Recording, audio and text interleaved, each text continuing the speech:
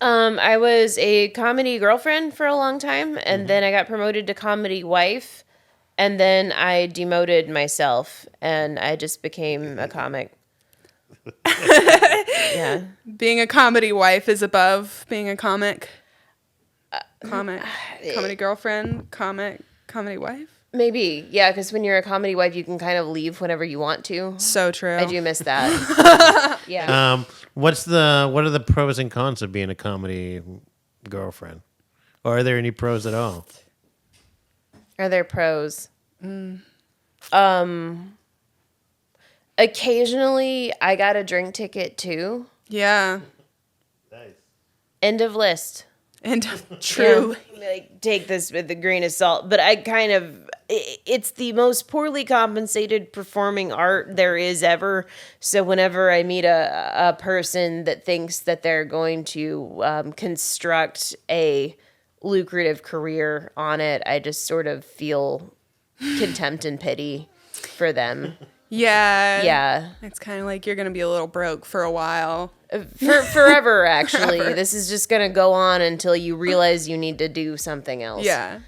If like the world was perfect and you could make your living on comedy or dancing, what would you choose? I'd probably rather dance. Really? Yeah.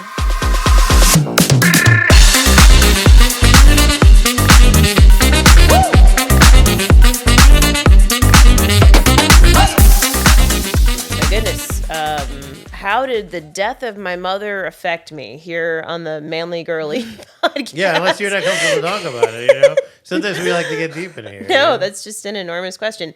That was the person who was the most invested in all of my life outcomes forever. Yeah. I think I wasn't even really as afraid of failure as I was of having her see me fail. And the fact that that's not a problem for me anymore has opened up a lot of possibilities. It's sad and it's scary and it's a little bit liberating. And I think that like having your life kind of go unwitnessed in that way for here on out is just I get to like you're the adult, like I do. It does feel like a new level of adulthood in a lot of ways. Like even just having to be responsible for my dad in a whole new echelon of ways that I wasn't before. Yeah, so it feels like a real blank slate, I guess. Yeah. I guess. Yeah, I guess you. Yeah. I could see that, especially, like losing a parent as well. I think it's kind of like in a different magnitude, right? Kind of like you leave home and you go to college or you go to work, you move to another city, right? Like you are in certain ways much more adult in the fact that you're isolated, you're more on your own. And I guess, with the passing of a loved one or, especially a family member, a parent, it's probably that, but to a different magnitude. And I'm not equating the two as well.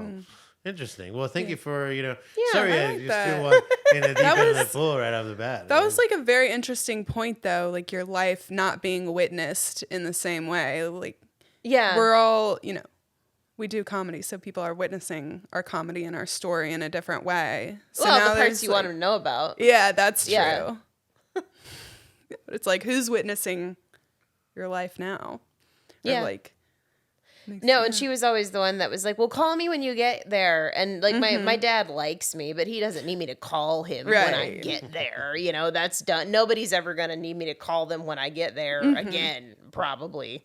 Yeah. And it's kind of nice. Like I remember the first time, where was I? No, I went to the beach for a show. It was just in Wrightsville, and I decided to stay a couple extra days, and it was like I had the realization that nobody knew where I was. And I didn't have to call and tell anybody. Like nobody would be worried or upset to find out that I was not in the city that they thought that I was in. And that was just kind of like, Yeah.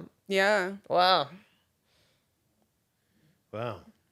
That is, and I guess that does make sense where it can be a little freeing and unnerving and a little different level of autonomy, a little bit like more like kind of like if you're out in the wild, you know, like it's usually you and the wild out there, you know, in the world. You in the open mics, you in the bars. Yeah. Yeah. Don't let the bar swallow you whole. Yeah. So how'd you get into comedy? Like, what was that like? And you know, you started in 2020. Like, what made you get up there? I was a comedy girlfriend for a long time, and then I got promoted to comedy wife, and then I demoted myself, and I just became a comic. Yeah. Being a comedy wife is above being a comic. Comedy girlfriend, comedy wife. Maybe, yeah, because when you're a comedy wife, you can kind of leave whenever you want to. So true. I do miss that. Yeah. 'Cause you were also a comedy girlfriend before becoming a comic yourself, right, Emily? Kind of, except my ex wasn't that good at comedy. We started out at the same time. So, and he had been like dabbling in the idea of starting way before I did and was more into the idea of doing stand up, but I was better and kept doing it. See, anytime you go to an open mic and one person has a great set and one person has a bad set, you're going to have a weird ride home. It's 100%. And that has happened, and it was usually me who had the good set. Yeah. That's okay. So no longer married. No. When did? That was- let's get into it. When did you get divorced? I got divorced in 2020. Yeah. Was it because you became a comic? No. She's like, I'm gonna start my comedy Yeah, career it was clean, so. you know, like- There could only be one, so I just take Yeah. it. No. He's like, I will crush you, you know, like at an open mic. So you hadn't thought of doing comedy before. You kind of just like learned to love it, or I thought about it, but there wasn't enough space in my life at that time. Like two people doing it would have been a nightmare. Yeah. And I kind of felt like locked into an agreement where I would not. Yeah. And then the opportunity presented itself. I say that. I went to an open mic. This is super attainable. Like anytime anybody comes up to me, it's like, I want to try it. I'm like, it's harder to not try it than it is to try it. All you do is show up. Yeah. Yeah. That's true. yeah. Have you found that it's like, do you prefer? And you can probably both answer this, right? But do you prefer the same number of people? Maybe not prefer. What would you say, all things being equal, the main difference between a crowd full of only comics, you know, which sometimes we get at Divines, and a crowd full of real people, non-comics? I mean, for a show, you really do hope the room is full of real people. Yeah. Yeah. I could see that. Sometimes it's nice to mic things in front of comics. Yeah. What would you say is the main difference between the two, of the vibe, the jokes, etc.? Like, is there a... I don't know. Yeah. I mean, I would hope that the real people are paying attention. Comics have heard your jokes before. Exactly. So I'm like, part of me is like, comics are a good crowd because at least they'll like know to shut up. But at the same time, they've heard your jokes before, so they don't need to listen. Yeah. Like at Dirty Bowl, there's always like the back area, or when they had it inside, there was the back area that was where the comics waited and just talked and were annoying. And sometimes if there's something you're working out and you know somebody will give you a tag, like I've been excited to say a new thing in front of a group of comics before. But Yeah. usually they're on their phones. Yeah. Yeah. So the first time you went up, it was just like you happened to be at an open mic and had the opportunity and just killed it right away.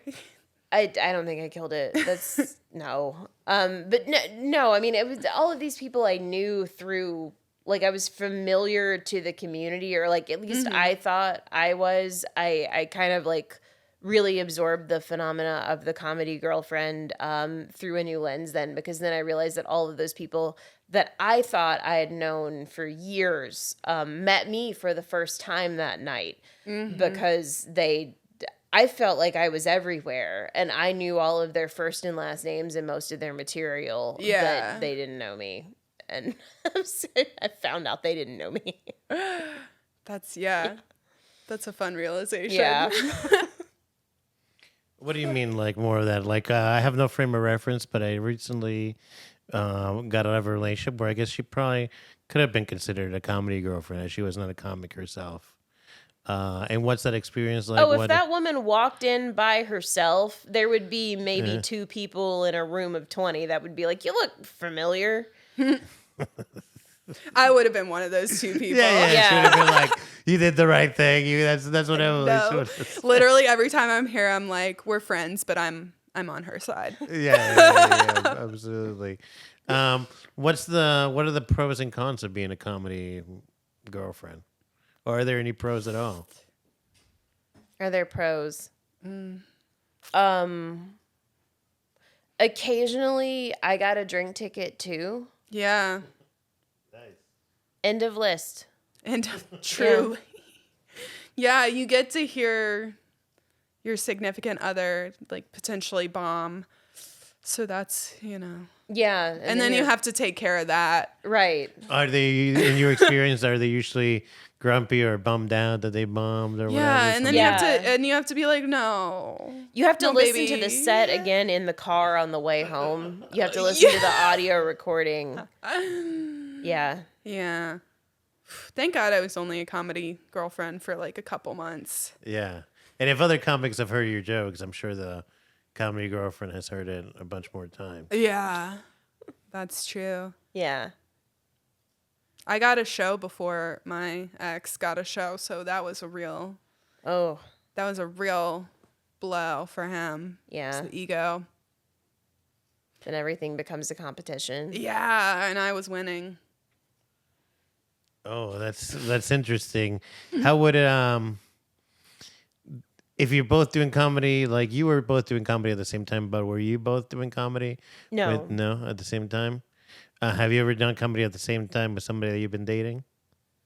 Yes. And I mean, after we split up, we were, I guess, doing comedy at the same time, but not in we were just occupying the same.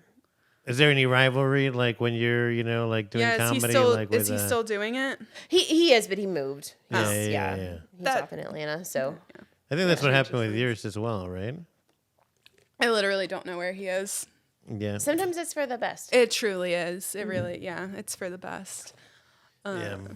Speaking of relationships, have you all had and I just think of this because of my recent experience, which sometimes breakups go well and sometimes they don't go so well, right? Like, do you have a specific memory of a bad breakup that you're like, yeah, I wish that hadn't happened? My first husband is literal Satan. Oh shit! Yeah. How many husbands have you had? 2. Nice. Yeah. Yeah.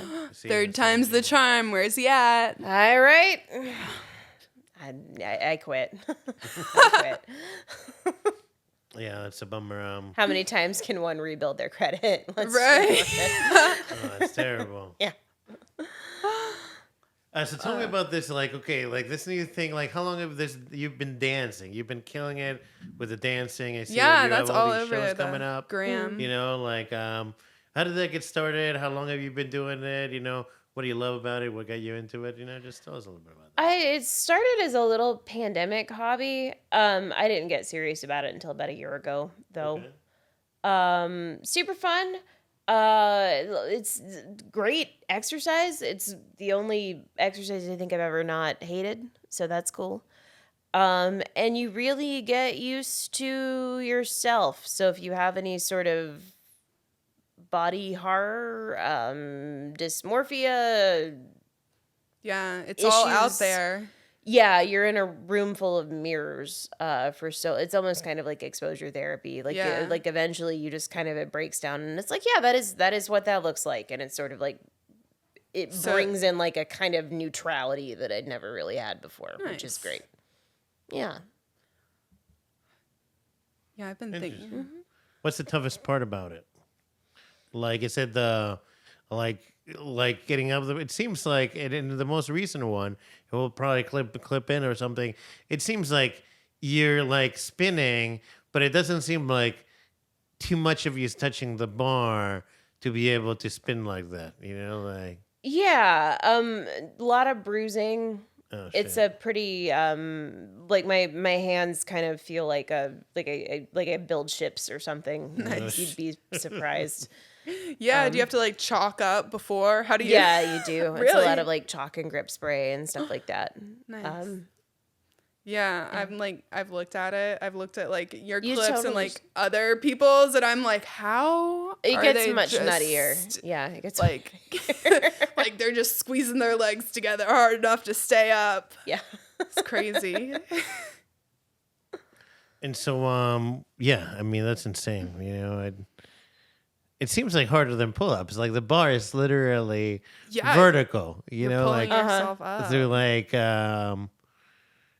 that's insane. It just seems like it would hurt. Like it seems like It does hurt. It You know, hurts a lot. Yeah.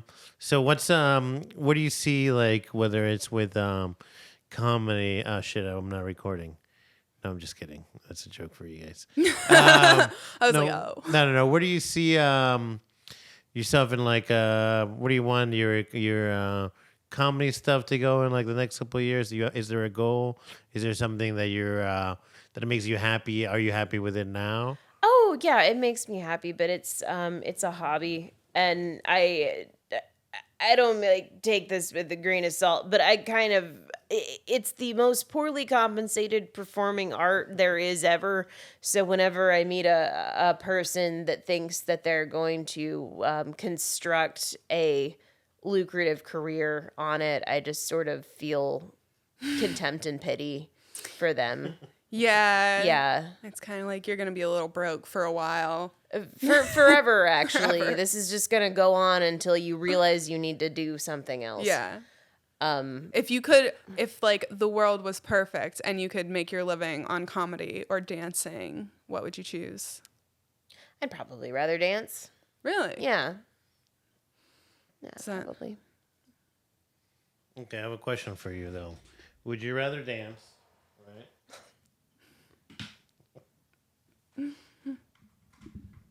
Or hang on. Or do this for a living. Hold on. Oh, yeah. Do we have it? Yeah, There's see it. Something. Have you heard about the NPCs? Where they get sent like the emojis, which are money, and the NPC, react to it. Like people are just doing this on TikTok for money. Are you on TikTok? No. So this is a big thing on TikTok where it's just like, it's basically OnlyFans, but they keep their clothes on. Someone's jerking off to this? I would assume so. Why would they give them money otherwise, right? I imagine. Yeah, I feel like if you're giving someone money for this, there's some type of sexual component to it. Yeah, right. I never thought about that. Yeah, I guess. Maybe they're not, they're not jerking off to this, but I feel like there's some element or there's something going. There's some kink element for you if you're giving money for this. Yeah, because it's like it has to be lucrative. Like it can't be so. It's not sense, right? Because otherwise, you wouldn't. You think that people wouldn't. That's a good question. How much do you think each of these little emojis cost? I don't know. Someone to look it up. I don't know either. Like if you had to guess. $1? No, I don't know. How fast are they giving them away? And I mean, like, does each one represent one? I feel like they're or probably are they coming tiers. through too fast? I would be surprised if it was more than $1. Did you know that there are about 100 TikTok gifts available with prices ranging from as low as 0.0, so like a penny or two pennies, to as high as $500. $500? What type of NPC stuff are you doing for $500? Yeah, right. Like, and who is sending this shit? Yeah. You know, like whatever. Yeah. Interesting. Trying to get people's attention. Because I mean, like, I don't know if You're buying a unit of attention. Yes. Yeah, you're buying power over Gannon or Dude.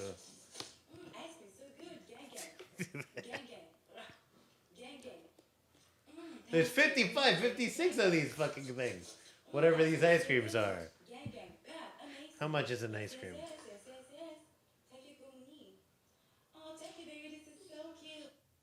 Oh, it's disturbing. It's disturbing. It's you know, there's this one as well. I'm hungry. Crunchy corn, yum. By the way, guys, Cherry Crush TV on IG. Be sure to check it out. This is more like nightmare.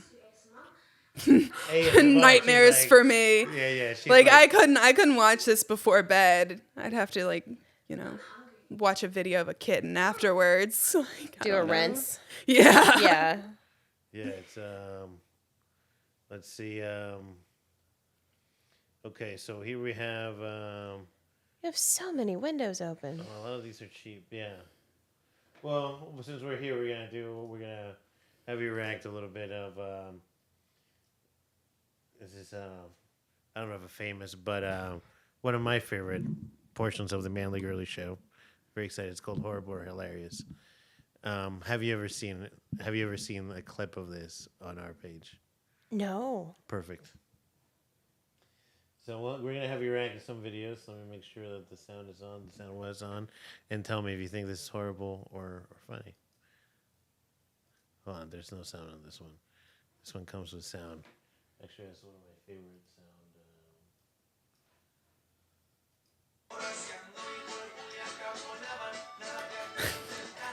The mariachi in the background.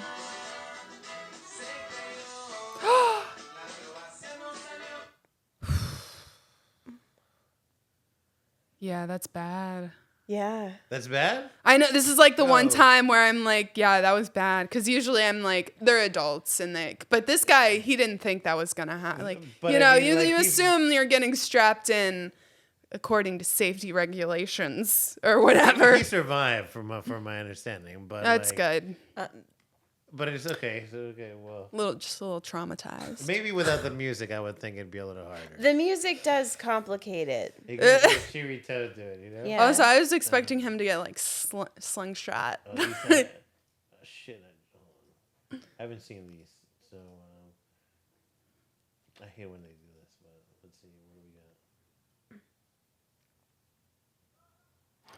got. Oh shit. Okay, that's horrible. That's horrible. Sorry, I did not. Yeah, we're gonna cut that out. I did not prevent these. Sorry about that. I'm over here like, why did he run into traffic? Yeah. Yeah. Let's see, what do we got? No, not this one. God damn it. We're failing on this one. Okay.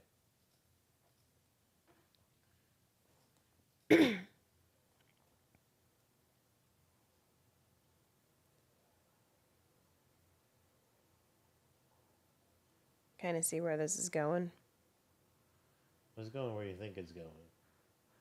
I think. Oh no. It's real horrible, I guess. Yeah. Okay, here we go. White guy. Nobody cares what happens to him. Yeah, wait, get the sound on. Let's see what he has. I can already hear it though. You can already hear it? Can already hear his drunken slur. Fair enough.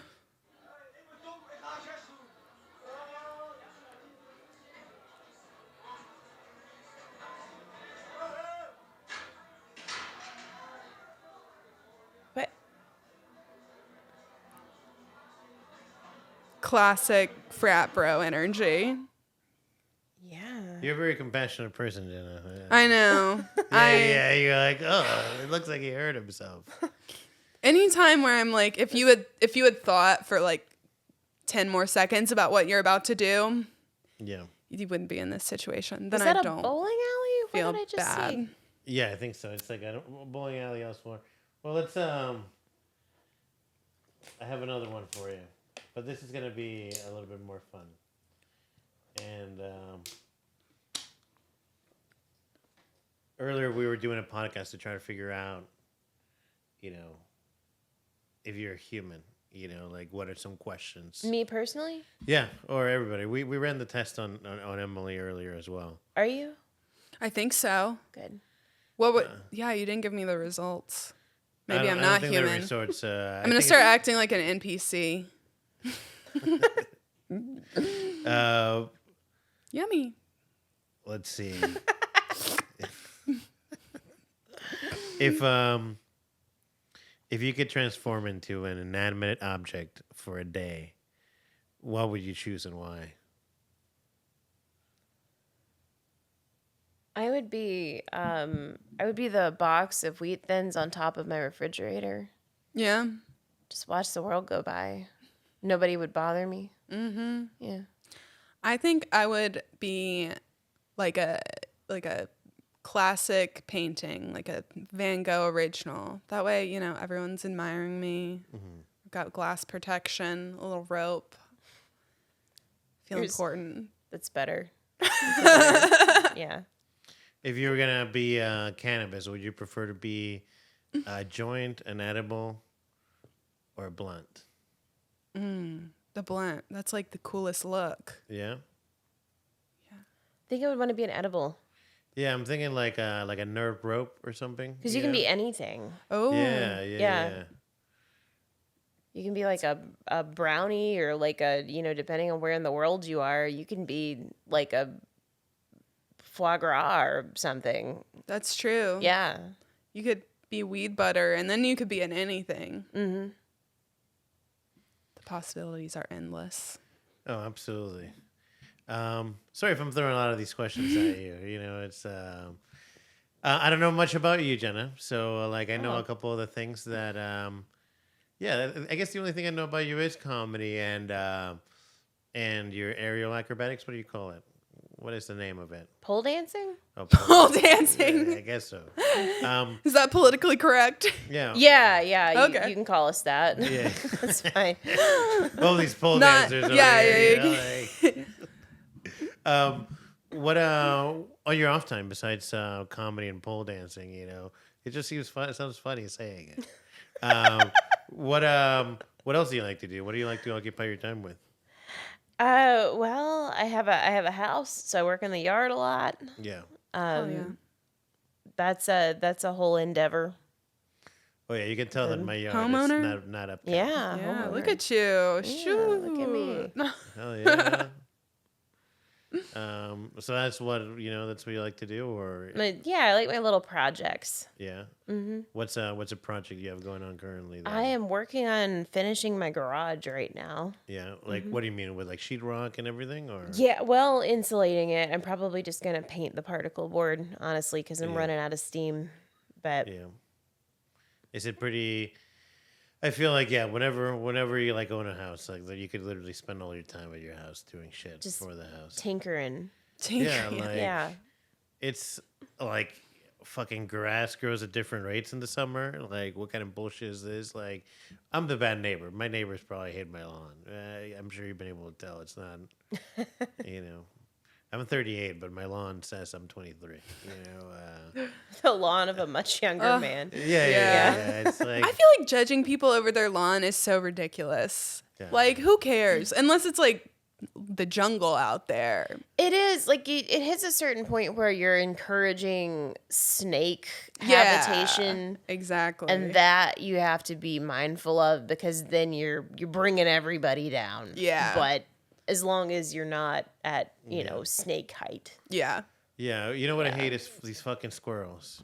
I wish I could kill each and every one of them. Hold on, wait. Yeah, Gosh. see? This is why I unplug them on it. If you could add one thing to your house right now, what would it be? Like a hot tub or something. It would actually be a hot tub. You took mine. I keep almost buying hot tubs, but I am very apprehensive because of how many hot tubs are for sale. Yeah. Like the used hot tub market makes me think that there's something about this I have not accounted for. Yeah. the maintenance, probably. Yeah, there's something all those people didn't like about it, and it makes me think. They're tough to like fix. I mean, I don't have a hot tub, but I have a in the master bathroom there is a jet bathtub, but the jets don't work. You know? And from what they told me, it would be more expensive to repair than replace that. You know? My gosh. Really? Yeah. And that's just the bathtub. Yeah, it's the bathtub, but it has like the jets and all that other stuff. You know, I mean, it doesn't work. So I mean, it works as a bathtub, but it doesn't work with I don't know, massaging motion. I don't know what you call the jet motion. Yeah. You know, I learned English in America. You know, So yeah, not very good at English. apparently not. You know? I'm still shook by the earlier thing a little bit. You know. Oh yeah. Yeah. It's and the last time somebody asked me not to record a podcast, I told them to get the fuck out of my house before, you know. But no. So Jenna, what else is new in your life? Wow, that's open ended. What else is new in my life? Do you play an instrument? Do you No. have anything? You're an enigma to it, so I'm like just battle shipping, you know, like my way through this one. What's going on? Let's talk about dating. How's your love life?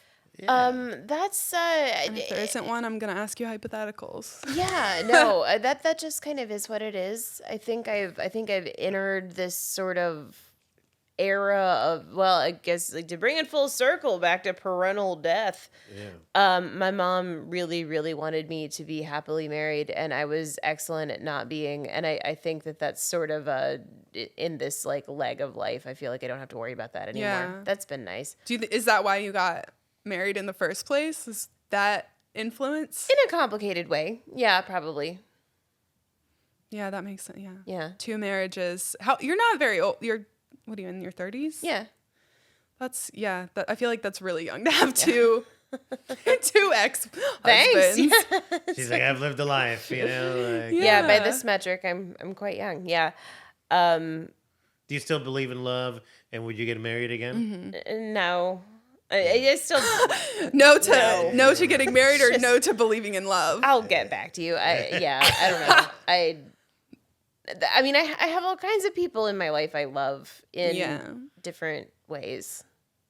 Yeah. Yeah. I'm in this weird place in dating where I've like gone on a lot of dates, but I'm like, there's been like no physical contact because I'm just like, I don't know. It's weird. It feels like there's something up with people now that they're very hesitant, like to actually get somebody to come out of their house and meet you somewhere. Feels like a big lift. Maybe sort of. Yeah. Maybe it's the pandemic. Do you think that had to? No, because I feel like people were ready to get out. People were lazy and terrible before that too, though. Yeah. Yeah. But I kind of think this is how the species dies out. That's okay. That's like the most peaceful way for us to die out if we just stop Probably. reproducing. Get old. Just get old and just like, yeah. Yeah. We are having a population decrease. Yeah. In the United States, so you might not be too far off. That's why abortion's illegal now, you know. Get those numbers up. Yeah. How would you fix it? What would you do, Jenna, if you could have a magic wand and immediately fix one thing about the dating scene as it pertains to you, or how'd you like to see it? How would I fix dating?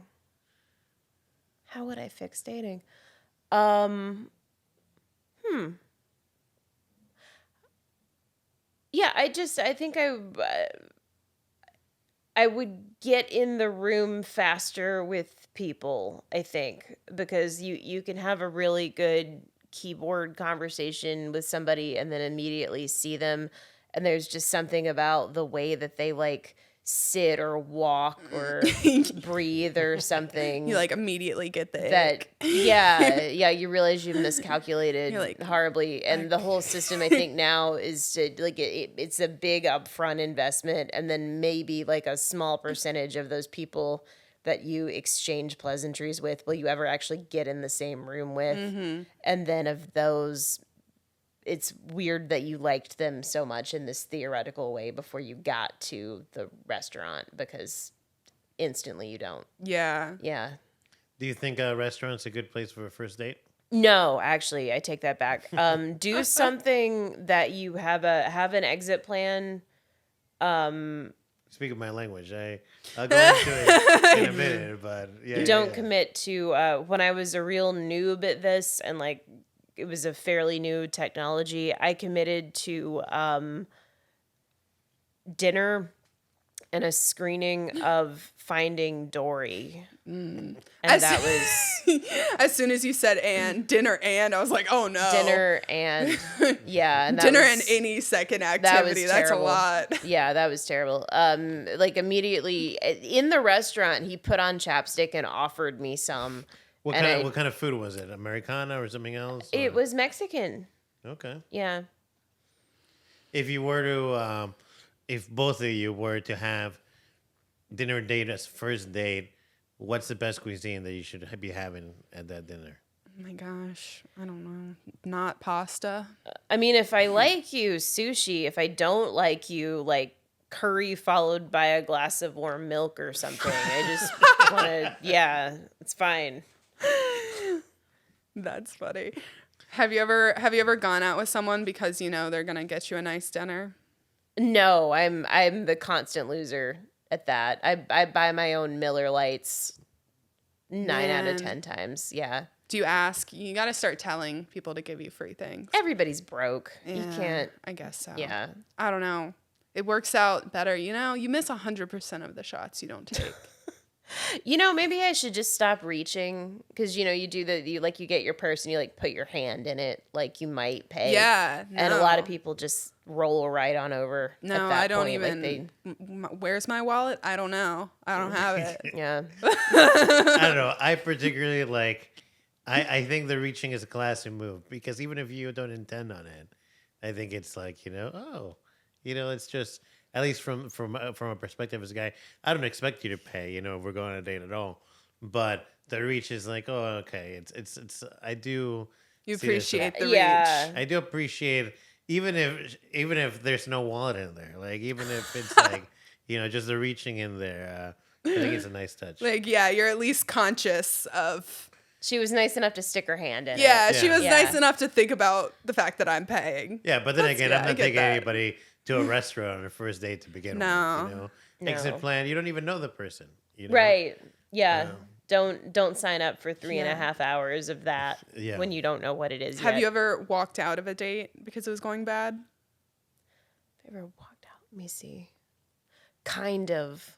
I used to have this contingency plan with a friend where if something was going wrong, I would just text her the name of any movie and she would call me and pretend that she'd left her dog's thyroid medication at my house and had to come get it. And like, she didn't have a dog. Yeah. Or the dog didn't have a thyroid. That's, It was that's a very elaborate But it's plan. like, it's so specific. It doesn't sound made up. Yeah. Or I hope it doesn't. I don't know. It Sometimes might. it's like too many details makes you feel like there's a lie. Yeah. That would work in America, not in Peru. In Peru, be like, No, they'd be "What?" like, yeah. We know no one does Thyroid? that. Did you say your dog? Did you say your dog? I must have misunderstood. Dog? Yeah. Dog. Pero no papa.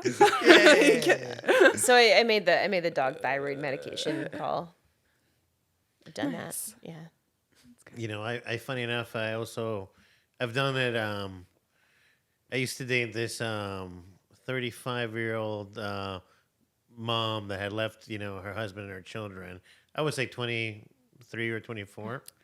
And we were, like dating, if you were to call it. You were not. We were not. But she did make me scalloped potatoes, a dish that I love. Like she knew how to make it.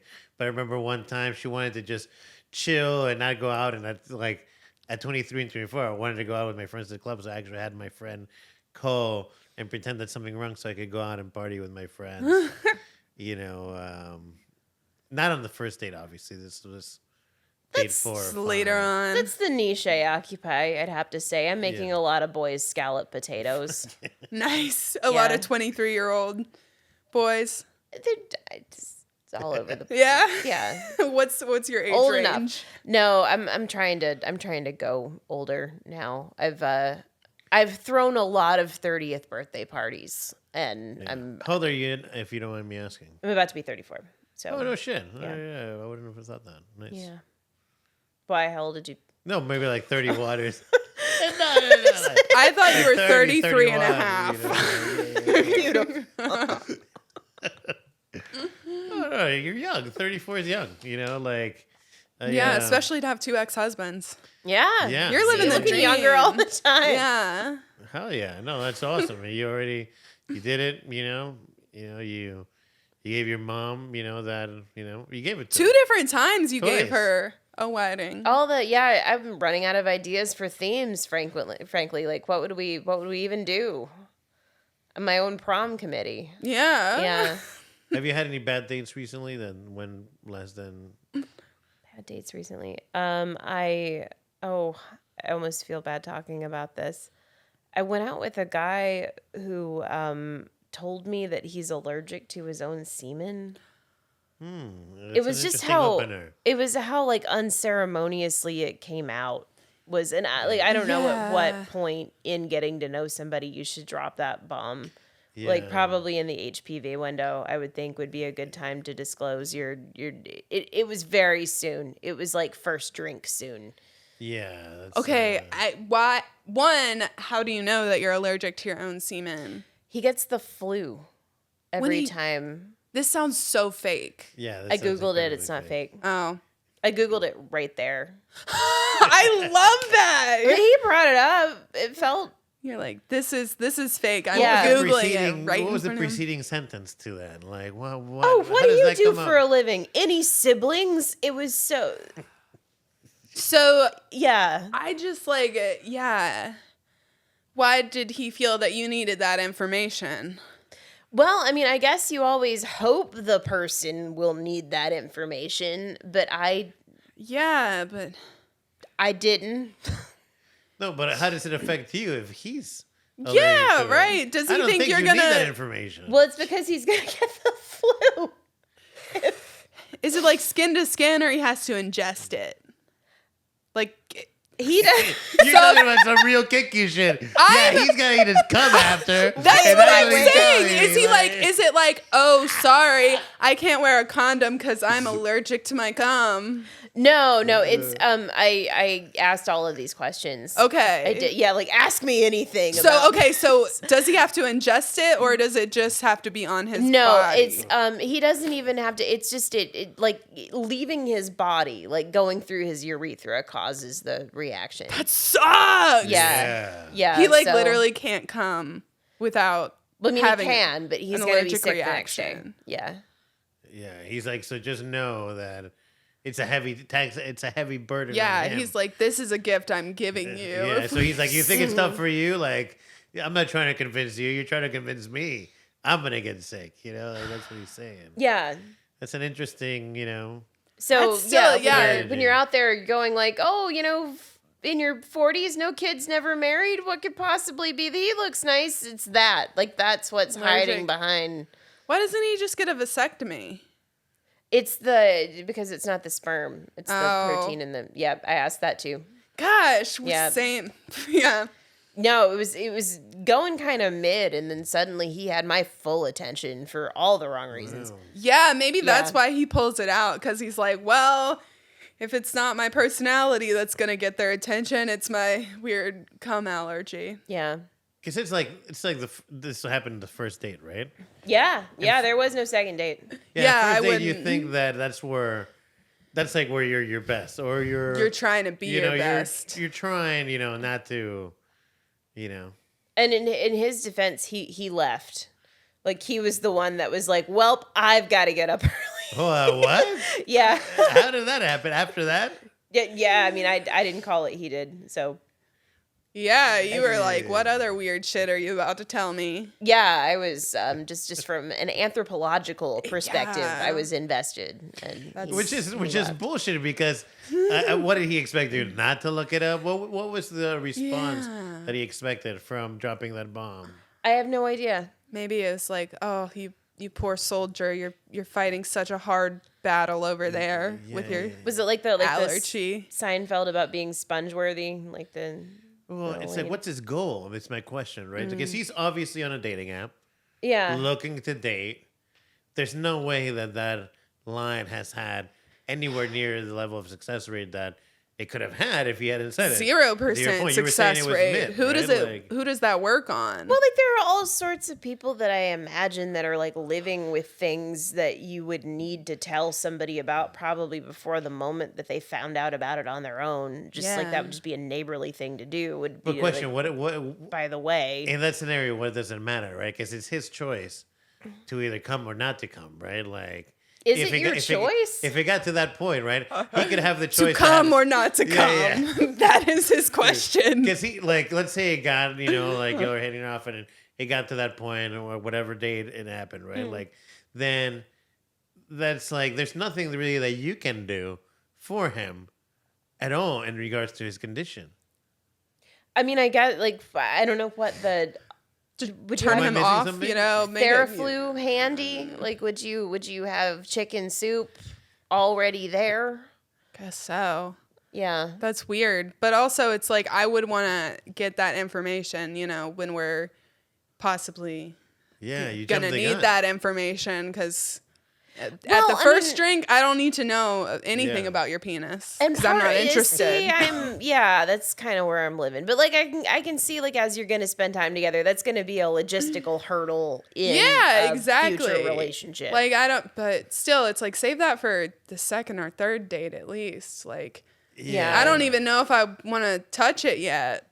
Yeah. I mean, you don't close the sale, and, like, when somebody, like, a telemarketer tries to sell you, and, like, on the first call, right? Like, you got to build some don't tell me about the defects. Like, it's...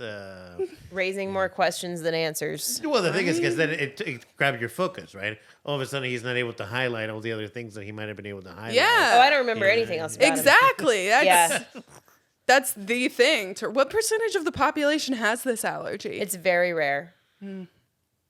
He's a special boy. He was a special boy.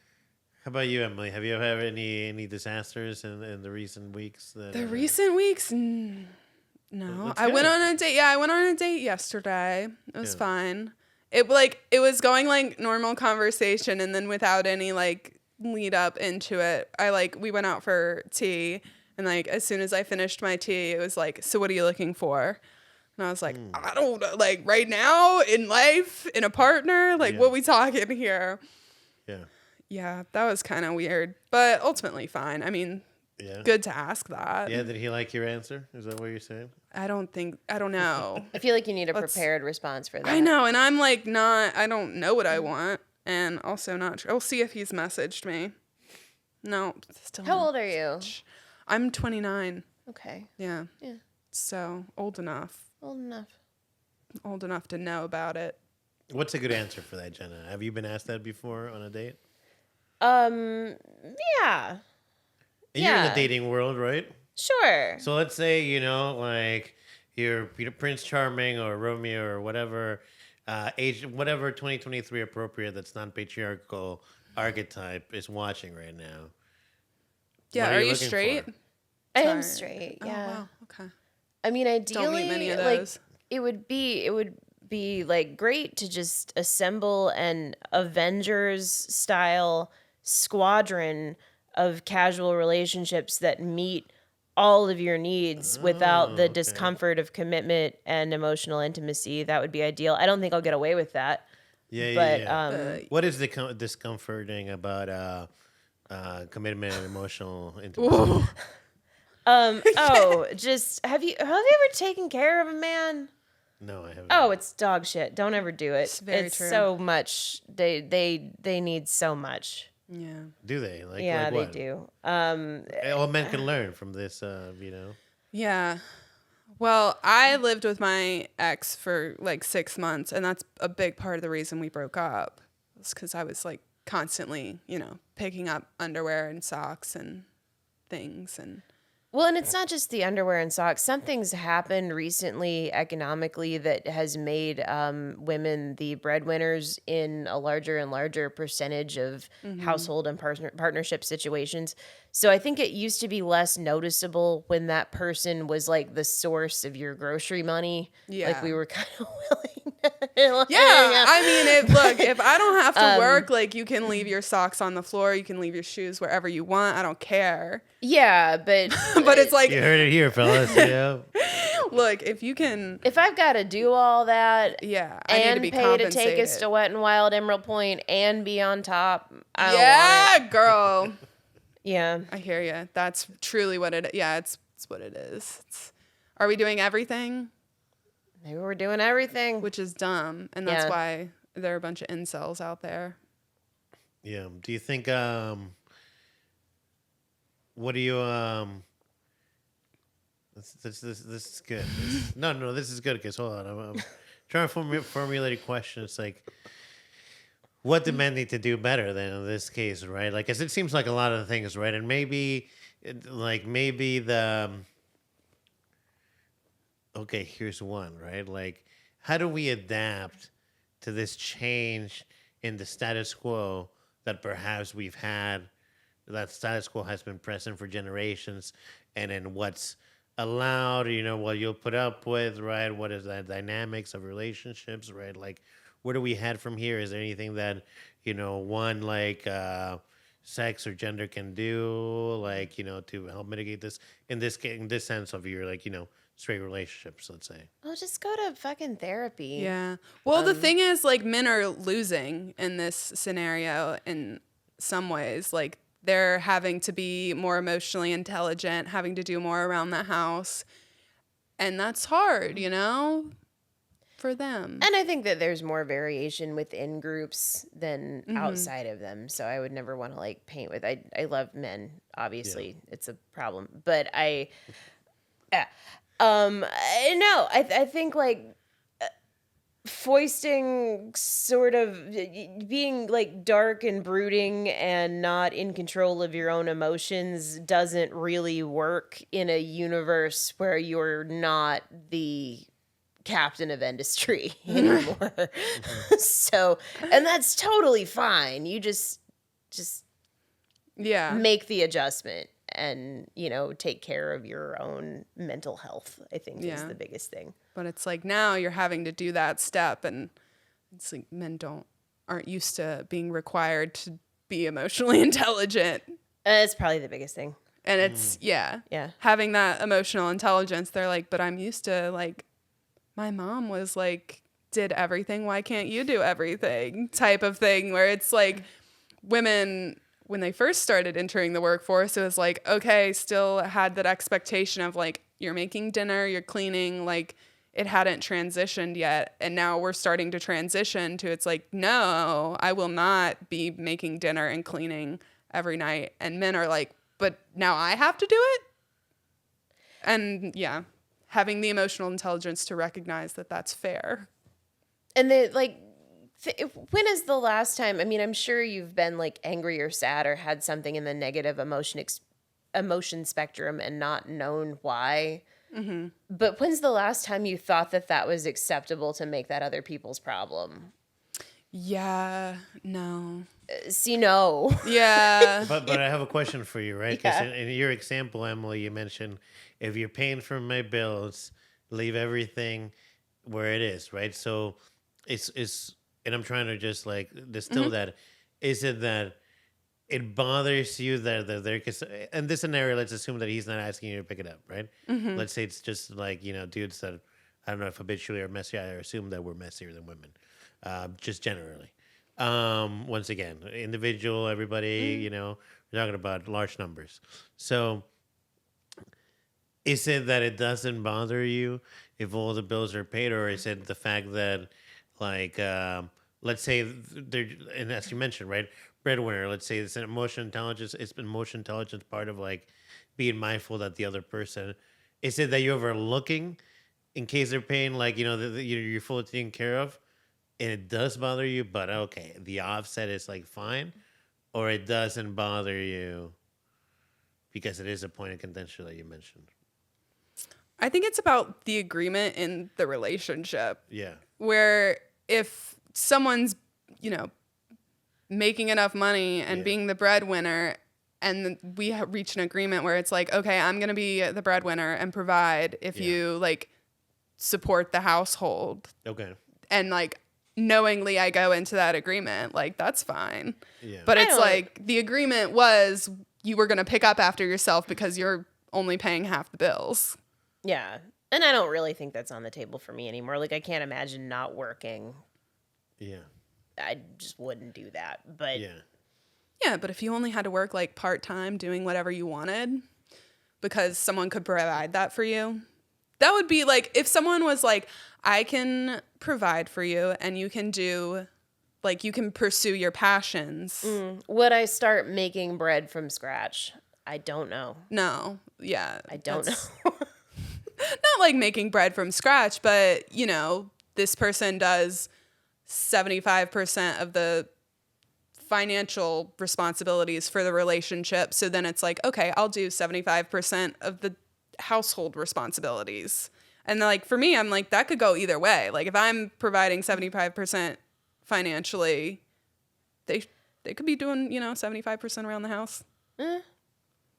So it's a question. So then, does that mean that, in a way, and once again, I'm just going off what you said, that that it was justified for men, you know, in the past, as they were the breadwinners, to leave everything like that on their wives?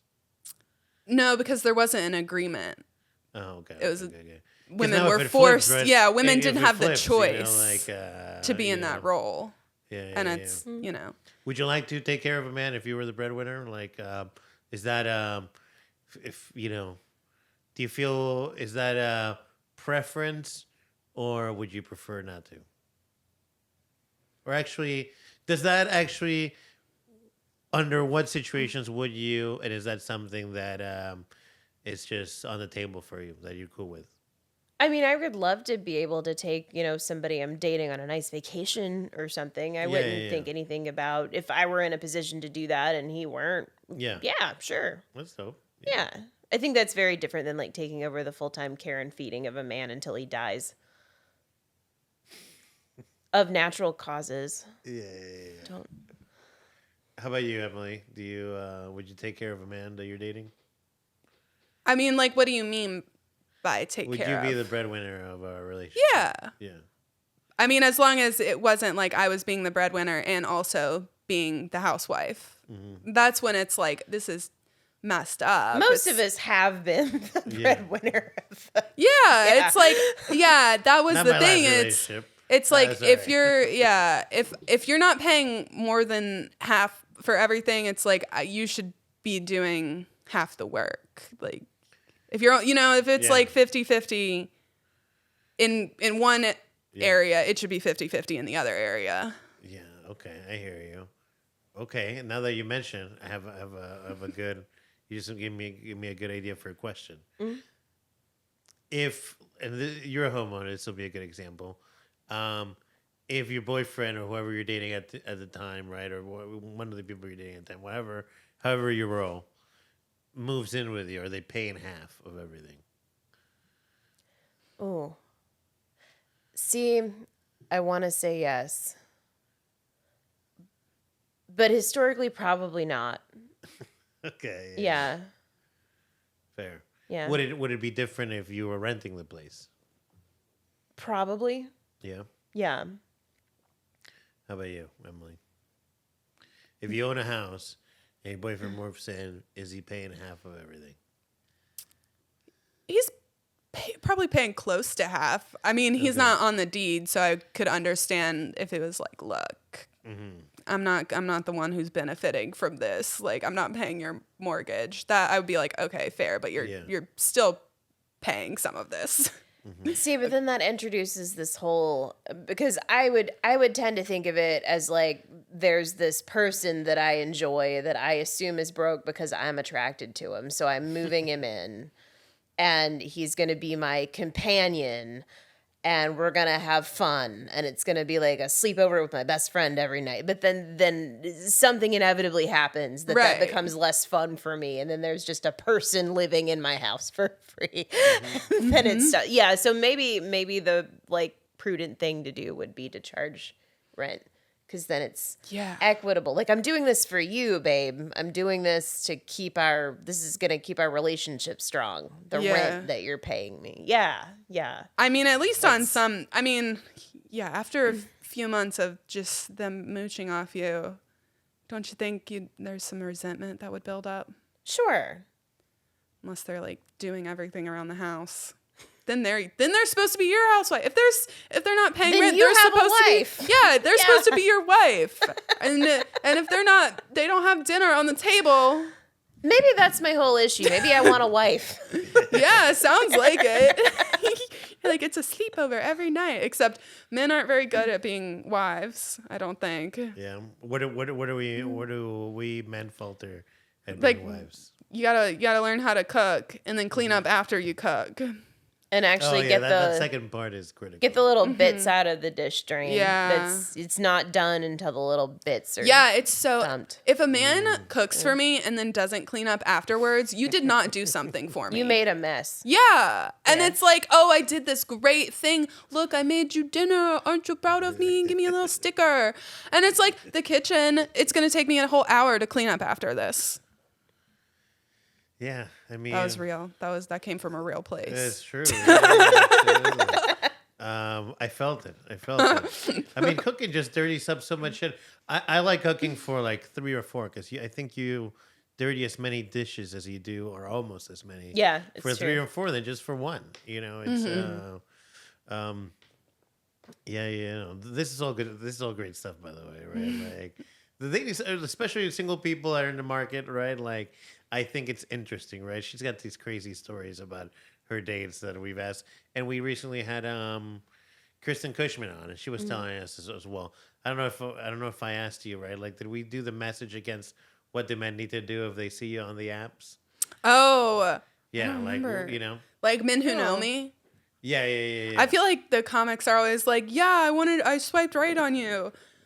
Or whatever, and I'm like... We had a really good one with... That's cool. The episode with Greg, which will probably come out next week. I know. The full thing, he's like, yeah, I swiped on you. You're like, you didn't swipe on me. I didn't see it. He's like, I super liked you. Yeah. I was like, I really didn't. But I like sometimes like give my phone to my friends, and I'm like, you can play with my Tinder.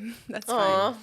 That I have a friend who's been married her college boyfriend, so she missed it. She completely missed it. So I'm like, whenever it comes up, I'm like, here you go. You can be on Tinder. You can pretend. You can cosplay as a single 20-something.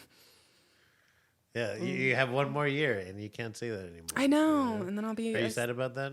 No, I'm like in my soul, I'm 60 and retired. Yeah.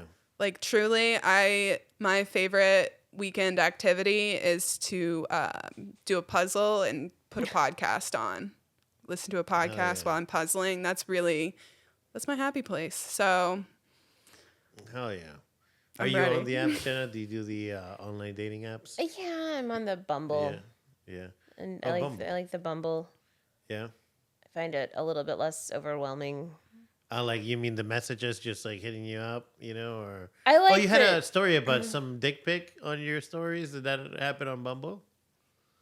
Yes, it did. No shit, really? Oh, I didn't even tell you the real... No, tell me. Oh my goodness. This was like on the heels of a very normal conversation about what we did for work.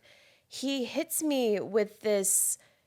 It wasn't like a full-on dick pic. It was like a flimsy hotel towel that was wet, so it was like full wiener imprint. But just above the hotel towel was a torso-sized white power tattoo. Holy shit. I learned so much about this person in just a little... Yeah. He's gonna find the one for him. He will, and it's gonna be one. And it bothered me that he thought it might be me. I know. Yeah, and that. I think was the dick more upsetting or the white power tattoo? It was the combination. It was the full.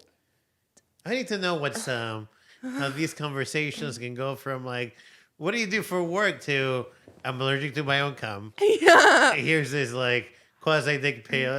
I'm just lucky, I guess. Yeah. I have one of those faces that people in like checkout lines will just start telling me that they have kids their wife doesn't know about or something. I don't know. Does what that happen? like once, but yeah, I don't know what it is about I feel like me I can talk to you. that makes people so confessy. Yeah. But let me tell you all my deepest, darkest secrets. yeah, that was, and I really That's kinda regret fun. not screenshotting it. You have to. But I was just so startled. I was just like, unmatched, and I think Yeah. Bumble gone is your forever. issue. I think, like... Get on Hinge. I feel like that's the one. that's too much work. It is. I feel like that's the one that people take the most serious. I didn't immediately intuitive. I'm part of the problem. Like I didn't get it immediately, and I was just like, nope. Maybe Bumble, the guys are like, well, you like me, so here you go, Yeah. This is me. You wanted to see it, right? I like Bumble because it has that. It's an extra opportunity to think about what you're doing because you have to get the match, and then you have a chance to look at the match again and decide if you want to message the person. Come on, you can do that with That's all of good. them, right? You can, but Well, at Tinder, they're too late. They're already being like, sit on my face, and they're in your inbox, and you can't, like you've opened the portal I immediately. like that. And Bumble has the little extra step. So I like that. That it doesn't let you drunk text as easy. That's good. Yeah. A little stopper for you. So your experience is that, what do you think men are being so, I don't know, aggressive? I don't know if aggressive is the right word for it, but aggressively, like switching gears, whether it is on the initial message or even on the date. These are all first dates, right? See, it's all bluster. No, these are like first messages. Someone will be incredibly sexually aggressive, but then the idea of actually getting in their car and seeing you somewhere is just right out. They'll say heinous things to you. It's like this. It's like subway flasher mentality. Yeah. They just want to make you look at it. And then, retreat into a crowd. But you would think if you were like that. But also, hard it's up, you would like wanna- everyone knows their screenshots these days. I know. Like, there's so many videos of people who are like, mostly women, who are like, yeah, this guy messaged me, so I found his mom and sent the messages to his mom. See, it's vigilantism. Mm-hmm. Yeah, it could happen to you. Yeah. Oh, wow. That's pretty intense. I mean, have you had any good dates recently? Had any good dates recently? I went out with one very sweet person who declined to see me again because I didn't want children, which I thought was a very pure reason to not want to see me again, unless it was a lie, which it might have been. But all of that information was completely accessible to him in my bio thing. So that was, I don't know why that happened, but like of all the things that could have happened, like I respected, like I want to be a dad, and good for you. Yeah. Yeah. Do you have it sounds like you have a gripe against dads. Is that No, I No, like dads. okay. I have one. Just children. Yeah, I just don't want kids. Yeah. fair enough?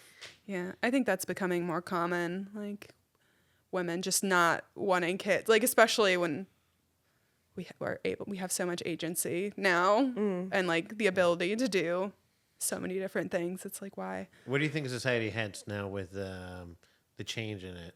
Like they said, perpetuate. The women just get sick of men and they're like, "Fuck it," we'll sink this ship. Like no more. Where do you think we go? People adapt.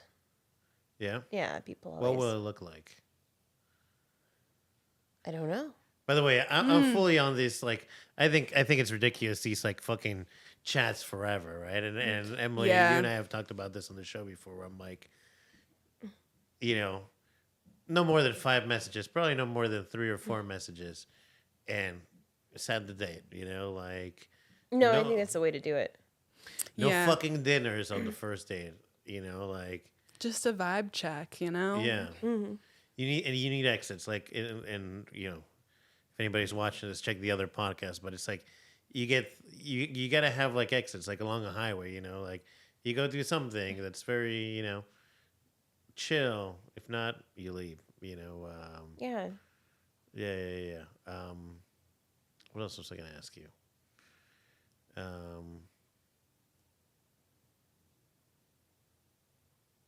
don't know. It was something about Emily. Help me here. Something about where does society go now that we're Yeah, you know, let's keep not in mind, as I like this dating convo. Yeah.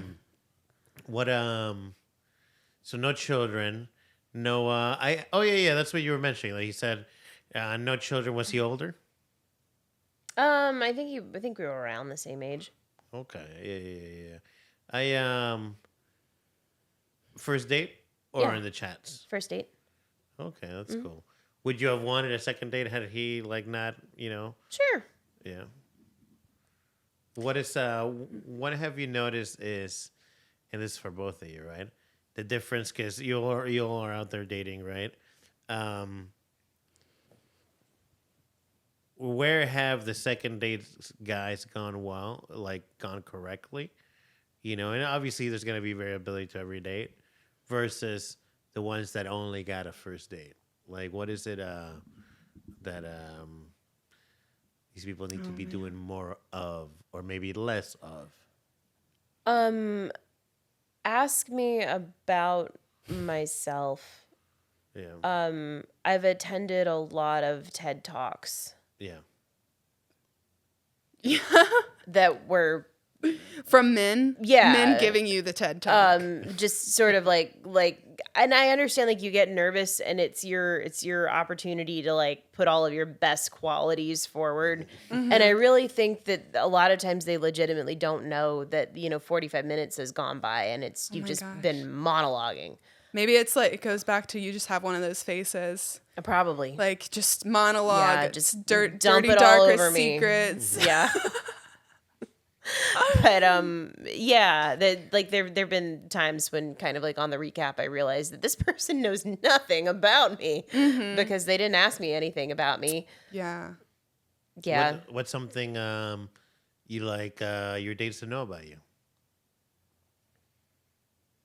I mean, ask about the abstracts, like the demographic stuff is one thing, like everybody wants to know if you have siblings and where you went to school and that kind of thing. But like, yeah. What if he asks you like, what is consciousness? Not like that. I don't know, abstract. That's what I'm asking you. No, what are you excited about? Yeah. What's going well in your life? What do you want to see more of? What are you working towards? That kinds of thing. Yeah. Okay, I hear you. Well, you heard it, gents. If you're gonna shoot your shot, I definitely have had a man ask me what is consciousness on a first date, and he did not wait for my answer. He gave me 45 minutes on his opinion of what consciousness was. Just like a pretentious, like, let me set you up for like this thing that I wrote an essay on in college. I'm very prepared for this topic. Yeah. I was kind of hoping you'd ask me, but that's okay. I'll ask the question and give the answer. Yeah. That's so funny. Mostly the people that like usually watch this at first will be comics, right? So if like there are comics that see your profile on Bumble, assuming they're on Bumble. Have you ever, by the way, been swiped on by a comic? Yeah. Yeah. How do you react? What do you do when that happens? Oh, I mean, we dated for like a year and a half. Oh, no shit. Okay, that's cool. Was that your ex-husband or another one? Another one. Yeah. Nice. Yeah. I have a strict no comic rule, so. I mean, I do now. Yeah. What if they do improv? Is improv? I wouldn't. That's no for a lot of reasons, but yeah. Is improv an attractive quality? Not to me. Personally. Yeah, no one's like, oh, what's your type? Yeah, that guy who does improv in the basement of his community center. Yeah. Yeah. He proposes and you say yes. And.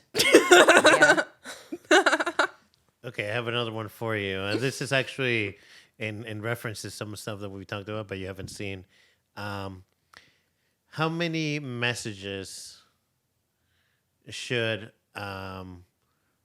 well, first of all, should somebody that sent you before, or how long until the second message, if you haven't replied to the first message, should people wait? And have you ever sent more than 2 messages to somebody that you've matched with? Like the initial message? Yeah, like for example, if you don't reply to something, right? Like, do you get the thing? And Emily, I think you mentioned where you're just getting hit up all of a sudden. It's like you didn't reply to the first and then the second, right? Yeah, I took like a screenshot of one, and this was like actually from a woman who was like, "Hey, how are you? Hey," like, and it was just like a string of it was hays. a bunch of hays, and then it was like, "Unmatch me if you're not interested." Okay, guess you're not interested. And I'm like, well, now no. People, women can be crazy too, and that gets glossed over. I'm so pro crazy messages. I think it's just the human condition. For me personally, me sending the crazy message. I don't think I've ever double texted somebody on the first one. Yeah. When you match with them on Bumble, I don't remember. Do you have to send a message or can you just match? Women have to message, like you match, and then women have to send the first message to make it open, which I've always wondered how that works for women who date women. Is it just a free-for-all again? It just becomes Tinder. Bumble doesn't work for, Oh, okay. Because then you're like, oh, matched with a woman. Is she going to message me? And both of you're both like, then you're just in a stalemate. And and you're just slowly watching the thing like go around. Yeah. No, and like you just have to think of something to say to preserve the match. Yeah. If you're a woman and it's a man, you just have to think of something. Yeah. So, and then some people leave you very, very little to work with. What's your opener? What do you open with? I mean, I usually try to say something that's actually germane to the information that they've put out about themselves. Yeah. That's the best way to do it. Yeah, like do you have an example? Like what was the last one you sent, for example? Oh, just, like, where was that picture taken? That's so cool. If I'm really desperate, what's your dog's name? Yeah. Yeah. If I ask you what's your dog's name, you've left me very little to go on. What type of pictures should I feel like I'm just asking the same question I know. I asked you time. This has been very educational for you. But I mean, No, I love talking about Maybe, dating. like, So one of these comics sees you on here and it's like, Yeah. shooting your shot, how to crack the Jenna, Have you ever run into somebody at one of your dances that you've matched with on Bumble? Or what would you do if, because you're going to message them in this scenario, right? Like, I mean, I invite people to my shows all the time. I mean, they're open to the public, and I mean, I assume we have people walk us to our cars. It's okay. Like, you can come. Yeah. I mean, that's totally fine. And then that's all over my profile because I think it's probably smart to lead with that because also, like, how do you explain it later? Do you think that makes what's been your reaction to that? Like, and once again, because I don't know what men are like nowadays, right? Like, to where we were saying, like, I think we talked about this last time. I'm like, if you and let me. I always go off on a segue, so I'm gonna try not to go off on a segue, right? Would men generally have an issue with that? Like, is that way you lead with it? Some of them would not want to date somebody who does that, and I like to go ahead and know who those are. And more importantly, some people are gonna be really weird about it up top, like gross or too, Have you had like a negative reaction like that happen? Yeah. Oh, yeah. Like what do they find weird about it? Are they just confused? Like, what is it? I've had people like make comments about how old I am. Oh, that's ridiculous. Doing it, That's insane. or like just like, how much clothes do you have to, that kind of thing. And that's, I mean, most people don't take any clothes off at all. Maybe they want to send you an ice cream emoji, Yeah.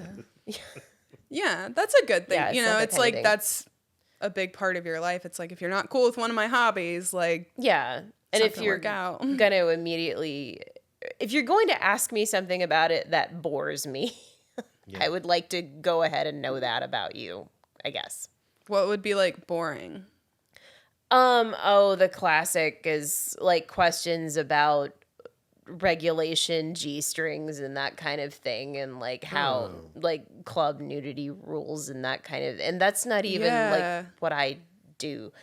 But so they're asking you about the dress code. That's an interesting. That's a weird angle to start the conversation. People go right what do you have, in a for clothing that. company, you know? Like, trying to get the contract on here. Interesting. Could you and this is for either of you. This is because they're thinking on dating now. Again, part 3. It's always does somebody have to like your stand-up comedy that you're dating? No, you don't need to think I'm funny. Yeah. In fact, I would prefer you be funnier than me. It's a lot of work being the funniest person in a relationship. Yeah. I'm the opposite. I'm like, I am the funniest at all times. You know what I mean? Yeah. Well, in a relationship. I usually am, but like I'm accepting contenders. Yeah. Yeah. It'd be weird if they didn't. Well, actually, I don't know. If they didn't like my comedy, I'd be like, why don't you like my comedy? I don't know. It'd be weird. It'd be weird if you wanted to date me and didn't like my comedy. Have you had somebody ask you to make them laugh? I definitely have been like, people have been like, oh, like, tell me a joke, you know. Yeah. Like, what's a joke? It's like, I refuse. I'm like, no. Yeah. Or I'll like, I did actually, because I had the note cards with me on my date yesterday, and I was like, oh, I got them right here. Here are my jokes. Which was kind of dumb. Now I'm like, I don't care. I also don't care about what I say to men. That's half the battle. It's just release yourself from caring. Yeah. Yeah. And you alluded to this earlier. You mentioned that it's better if you find multiple people that can fulfill different parts of your life and whatnot, right? Like, I think, right? Oh, I don't know. That's just a wild idea that I know a lot of people do that very systematically and very seriously, and I don't think I don't have the stamina for that, honestly. It's just the mental energy that it would take. And that's the reason why I asked, right? Because you're into ethical non-monogamy, right? Like that's what it's called now, right? Me? Yeah. Not me personally. No, not you personally. Okay. But when I was like on the rebound, I was like, that's fine if you're into ethical non-monogamy, because like I'm not invested I hear you. in the relationship, but I can't like have a deep level of intimacy with more than one person. I'd feel weird about it. Dynamic. Yeah, it's like I'd feel weird, you know. I'm a monogamist. You're a monogamist. Yeah, I don't know. Yeah. So it's a little too close to misogynist for comfort, you know. So okay, so yeah, and I agree with that. How about you? Do you think like the dynamic could work in like, you know, in a throuple or multiple thing? It seems complicated to me. I mean, maybe I'm too old. Don't come at me, but I don't know. I cannot think of an example of people that I personally know that have successfully done it for a long stretch of time. Mm-hmm. I'm not saying it's impossible. I also don't really know that many happily married people. For what it's worth, I think that's the takeaway is like everybody's unhappy. Damn. But I know one couple in all of my years on dating apps, and like I've encountered one couple that like truly felt like they were doing ethical non-monogamy, and the rest of them, it was like there's something weird going on. Because I also was like, we should try an open relationship in my relationship when I was like frustrated with my partner, and really I was at the point where I should have ended things. But it's usually that, or somebody doesn't want to break up and they want to sleep with one very specific person. That's the worst. Yeah. I didn't have like a specific person I wanted to sleep with, but it was more like I need to go on a date with someone that's not you because you're driving me crazy. Mm-hmm. So obviously I can't do it because I'm an asshole. So yeah, like whatever the formalizing it, I think feels like a bridge too far. But the idea that I want to like leave myself open to go eat scallops with someone I don't already know. I like that. Yeah. And I think that would feel like that would be a lot to give up, or like a big possibility to close yourself off to forever. Yeah, that's true. Oh, I didn't catch that one. So in this scenario, you'd be going to eat scallops with somebody that is not your main, I guess is what they call it, right? This scenario? Or I mean, if you have a main. Yeah, some people don't. They're just like, Oh, all the relationships are on the same level in some dynamics. I feel like being able to do non-monogamy, like ethically, you have to be very secure in yourself and put yourself first, but also know that whoever you're with is like their own person, and you can respect that they are putting themselves first. See, and am I crazy? Or is the idea that you're automatically, like, unless specified, exclusively dating the person you're dating a new idea? And this comes from the Golden Girls, because I swear, watching the Golden Girls, Blanche would ethically non-monogamously date multiple people at the same time, and they were sort of like aware of each other, but not really. And it wasn't like she wasn't going steady with anybody. She was just going out with a lot of people simultaneously, and it was just a social thing, and that was normal. And I'd like to bring that back. Yeah. I feel like that's what dating is, honestly. Because I assume, unless I've specifically talked to the person and like had a specific conversation that's like, are we exclusive? I assume that's what's going on. Yeah. And I think a lot of people do the opposite. Yeah, like, a lot where of they're people, like, we've been dating for a month, it's locked down. But it's like, have you said that verbally? Have you verbally confirmed that they also are locked down? Yeah. Until you get that like verbal confirmation, like, because they could be blanching. Yeah. And it's probably some level of commitment as well, because you could be seeing somebody and not have seen anybody else, but not be closed off to the prospect. Yeah. Of, right. Just because you don't happen to be dating other people right then doesn't mean you won't. Yeah. Yeah. That's fair. So what does a good first date look like to both of you? Let's start with Jenna. Oh, it's brief. Well, because you said ask about your interests, right? But you don't want him to ask regarding some of your interests in a weird way. No, you can like ask me about anything. Yeah. Just don't. And I mean, I don't even care if it's like personal. Just don't be boring. Like, what do you have in your profile as pictures that they could dig into? Like, do you have like activities, your hobbies in there, or what is your profile? Yeah, there's one of that you can actually do like a little video clip. So there's one of me doing like a little dance trick. There's one of me in a park. There's one of me with my cat. Yeah. And then I think like a show poster photo I took, because I mean, and that's essentially because I don't want everybody. I would hate for somebody to show up and not know what I look like. So I think it's like prudent to go ahead and put your whole situation. Yeah. Full body pick is critical. Love that. Your like, situation. Yeah. So what can they, ideally, what do you match with them? What do they say in relation to those pictures? Because in the date, right, they don't know you. So they're just going off of, as you both mentioned as well, you want the other person to have something that you can go off of, right? Like, so what would be something good, something fun, or maybe something that you've heard in one of these dates that they've mentioned in reference to your profile? You're like, okay, this is a good example of, I really love the movie Con Air. Yeah, hell yeah. I speak to that in my that's a big enough deal to make the 200 words or less. Yeah. Just like a favorite quote from Con Air. Everyone has one. I haven't seen Con Air. I have a Nicolas Cage standee back there. See? See? It's you can't see it from here. But, okay. It's a cardboard cutout. I need to Google Con Air. Tell me my cat's pretty. I like that. Yeah. Tell me I must have amazing core strength. That's always good. Yeah. Don't ask me about the size of my underwear. Tell me I have amazing core strength. Who would, why would you even think that is a good idea? I don't know. Yeah. done. So it seems like men can't talk to women. It's like this.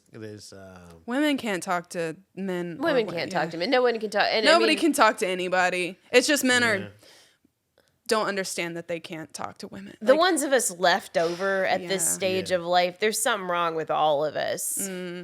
We're just finding out together what it is. No, I just I'm moved a lot. perfect. I'm a diamond in the rough, but Yeah. I'm No, I perfect. love It's your everyone beginning- else's problem. Yeah, like your beginning question. What's with the wigs? You know, like, when we started that podcast, like, Yeah. you know, I don't know. Do you have the wigs on your dating profile? I think so. I think I have one of them. At somebody that match, and like I can juggle usually. Like I mean, and I don't want to juggle. I guess really like dating multiple people at the same time, even if I'm not. I thought for a second Exclusively thought dating? you meant like literal juggle. I was like, you're gonna No. juggle? In his profile. I was like, wow. Ask me about my Ask hobby. me about juggling. Juggling. So it's like, if I like, like a convo, like I'll entertain. But if somebody messaged me like, and they're like, you seem to have the most genuinely honest profile that I've seen in a while, right? Like the Manly Girly thing is tied to my profile. So you're just seeing clips of like the wig, like, I have a regular picture on there as well, but the wig's like 3 in that same vein. I'm like, you're going to see the wig. Yeah. Might as well get This is, out of the way. If you come over to my house, you're going to see some equipment and have some questions. My wig, my pole, my Yeah. semen allergy. Well, this is the thing that I find very interesting. That like and I think as people get to know me, right? Like, and maybe you can attest to this. Like, and I explained to you the reason for the wig earlier, right? Like, it's just meant to disarm. Because I don't even like outside of my opening a transgender door, the explorer bit, like. It's not part of anything. Yeah. Like I don't address it. I don't change my voice. I don't do a thing. Like it's like so. It's very interesting sometimes. Like the perception that there is from the outside and before anybody's like talk to me. Like Harrison, like who's a good buddy. The first time I saw him at a mic, and he's like, "Oh yeah, I wasn't sure if you were non-binary or anything, And once again, That's nothing. so funny. I don't think any woman would see this wig and be like, "Oh, this person's questioning their gender." You were in Durham. Yeah, maybe. Yeah. I would think most transgender people are like, "I'm gonna get a wig that looks good."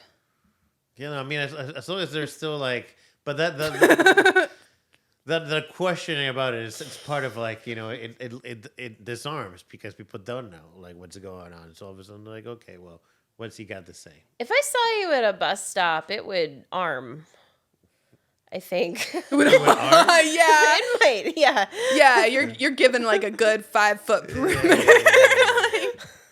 I feel like this would be like a super party wig. Like if I was like at a party wasted, like I would want to be wearing. Like Yeah. it feels see like that. sunglasses in a way. It I is. don't know Well, if you it are makes wearing any sense. sunglasses. But it feels sunglasses for like my head. Yeah. Yeah. Makes any sense. I get that because no one's gonna take what you say too seriously if you're in a wig. Hopefully not too many people are getting upset at the podcast, like with this wig. Yeah, I hope I don't trigger anyone. No, it's like I think you're very funny. You just have a very dry sense of humor, I just give my opinion very freely and strongly. And you should, like for example, I may not I respect your opinions, and I may not agree with some of the stuff that you say, but it's funny.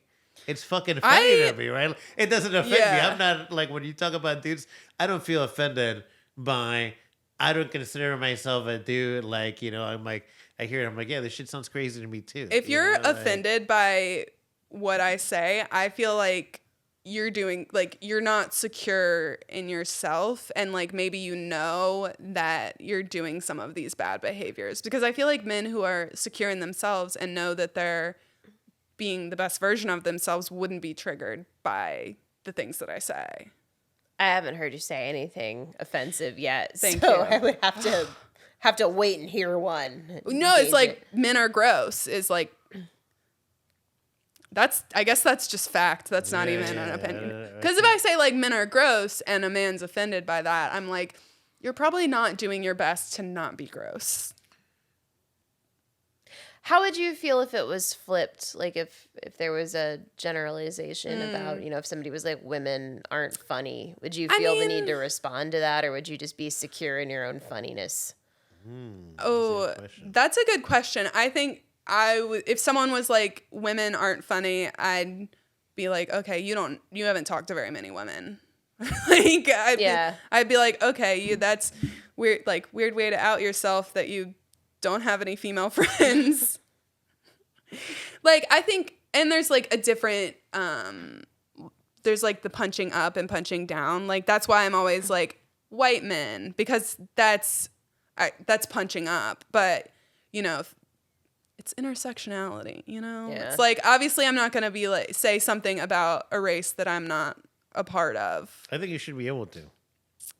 I mean, I think it would, in a beautiful world, we could say anything about anyone, but I'm like almost a white man. Yeah, it's like, it's one of those things where it's like, I think people should be able to say what they want, but that's not the world we live in. We live in a world where I'm a man. Power I can dynamics. say less than a white woman can. Yeah, but I mean, there's also, you could definitely say things about white women, because white women have a horrible reputation for, being sexist and, taking down men of color. And that's not good. And, it's important to keep that in mind when you're like punching. I don't know. Jokes and comments. I know reality. I think, and this is the hard thing I think about communication, right? There is impact and intent. There's what you say and why you say it. And the why, I think, is a little bit harder to decipher, especially if you're just hearing it for the first time, or even in the earlier example, right? Yeah. I think, I don't know, and tell me what you think of this, but I think comedy, it's if you paint something angry, right? Like it shows like, like anger, you're doing it about a topic. You're doing it with your jokes, and I think it can be messy. I think by not being able to talk about something, it makes it taboo. And I don't know if making something taboo allows this conversation. We're saying we can't talk to each other, right? Like, but when we were able to talk to each other, we were able to have a little bit more banter, right? Things a little bit lighter. I don't know if maybe it's the internet and we've lost the ability to forget, and change and grow. I don't know. What do you all think? Because it seems like there's a lot of these things that are communication or interpersonal or relational, that it seems that we are trying to get to a place to where we can have peace again.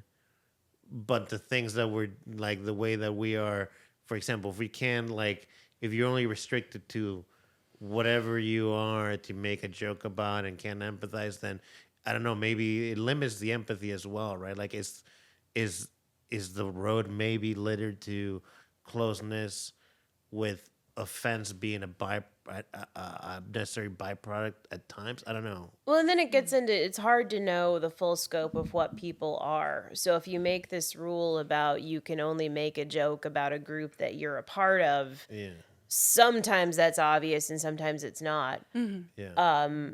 I only speaking to the things that apply to me in the ways that I might be personally offended because of something unchangeable about myself. I think a joke about anything, just make it funny.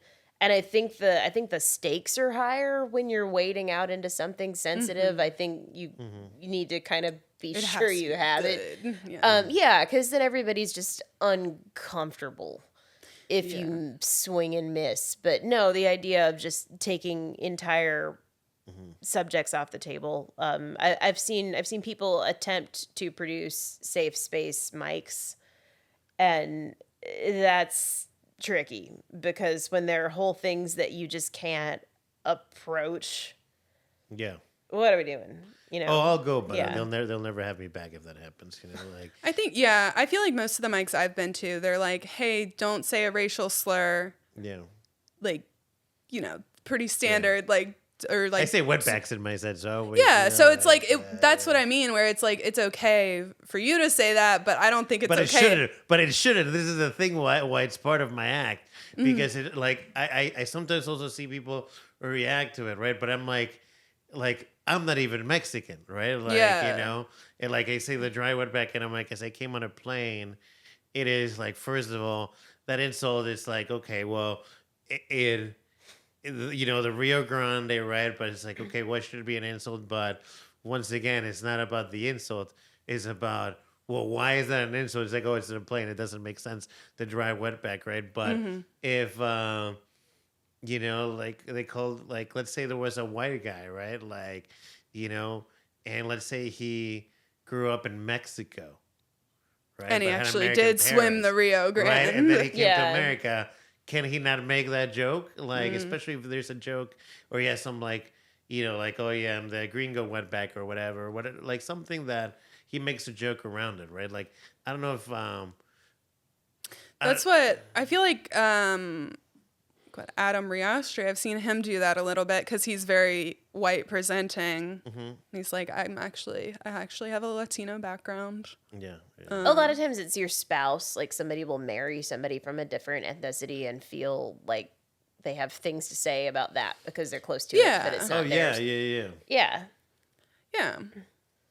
I think it's just about speaking to the experiences that are yours is more of what I'm getting at, where it's like, I'm not gonna make jokes that aren't authentic to the experiences I've had because it's like a joke I could make. Yeah. Like, I feel like you have to be like really good to have to do that and do it in a way that's not offensive. But it's like, I've had a lot of shitty experiences with men, so like, I feel like I could speak to men being shitty. It's very funny. Your TikTok, your Instagram of Men That Owe Me Money, I think. Yeah. Is what you call. Yeah, I have an Instagram account that's Men Who Owe Me Money, and I just take screenshots of like the things they've said. Obviously, I like don't leave anyone's name or face in it, but it's just like, I'm like, why did this person say this? This is the message I've gotten. Like, what is going on here? Well, if anybody, we covered what your if people are watching, people are like, watching on the Ponce or watching the Durham, right? This is what we talked about, because you said you had dated somebody who was like 5'6" before, or your limits. Do you have parameters on height, race, like, or anything like that? Are you an equal opportunity dater? That seems like a charge question. It's not. Seen too much shit to try to tell somebody how tall to be. It's ridiculous. Yeah. But you've seen this pattern on profiles, right? What do you think about that? No, I've heard it's rough out there for short men. Yeah. I mean, I don't know why you're looking at me. I don't consider myself short, but I'm just fucking with you. Listen, in Peru, I'm tall. I don't worry about it. Like, I always say, like, you shouldn't worry about things that you literally have zero control over. Like, you're mentioning something about, I think it's comfortable. It's good to be comfortable in yourself. It's like, it's like you're the height that you are, you have the number of fingers that you have, right? Like I think the more that people make peace with themselves, I think it's better for the outside. You seem very collected, you're very zen, Has anybody ever told you that? Yeah. Yeah? Yeah. Do you like not get worked up about stuff mostly? Or how do you manage stress? What does that look like? Healthier ways now. Being active and, imploding internally, really. Crying in the car. Yeah. Is there a song that you like to play in the car when you're crying? I don't have like a particular crying song. No. I should get one. You should. How about you, Emily?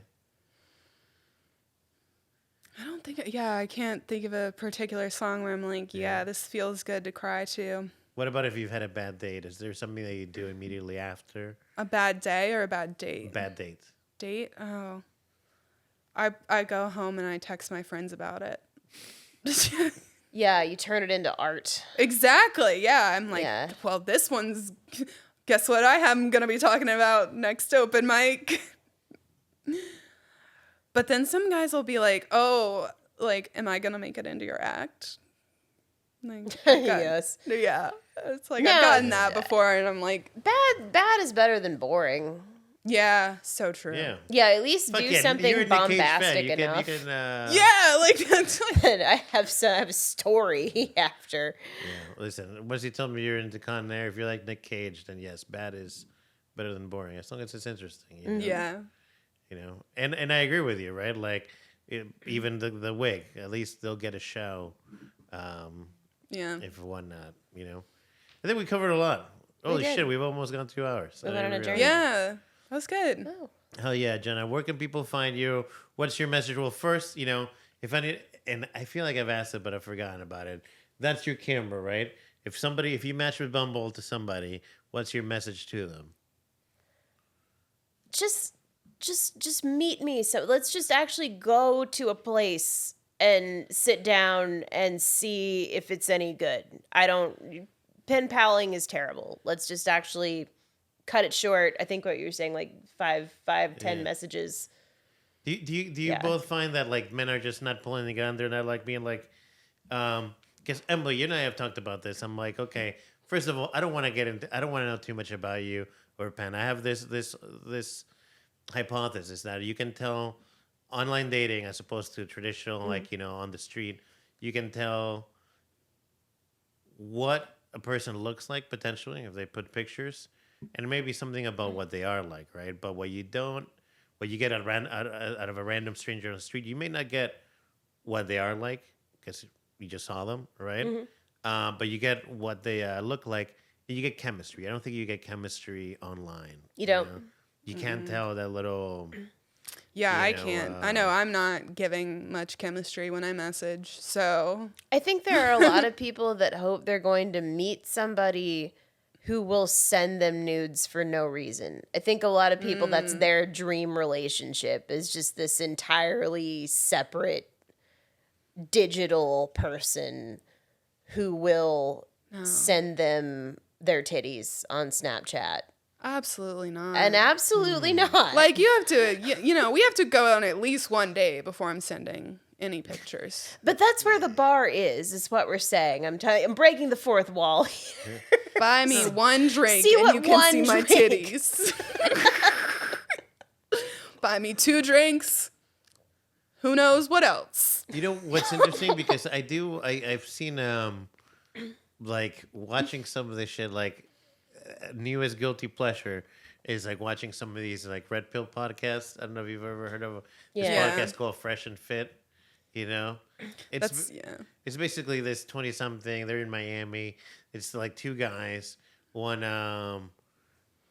but they only have they have anywhere from 18 to 21-year-old girls debating them, and then they're using like, oh, so which is your favorite like ice cream, vanilla or chocolate? Oh, it's chocolate. Okay, well, there are better ice creams out there, you know. There's blueberry or whatever. So your opinion is wrong. So they're almost like dunking on them, and there's these dudes that say it's like, you know, if you expect to date a high value man, you have to expect to share them. Like, this is some crazy shit, and these podcasts are popular, and then with what you're saying along with it, I think there is. It's almost like things are being polarized, right? Like, it's almost like I feel like too many men, and especially just probably along with you know, like, I don't know if it's entitlement, but they're going more hard to the traditional sense, even like regressive, where it's like things are much more objectified than perhaps the realm of the person and the emotions and what's inside somebody's head, other than their function is focused. I don't know.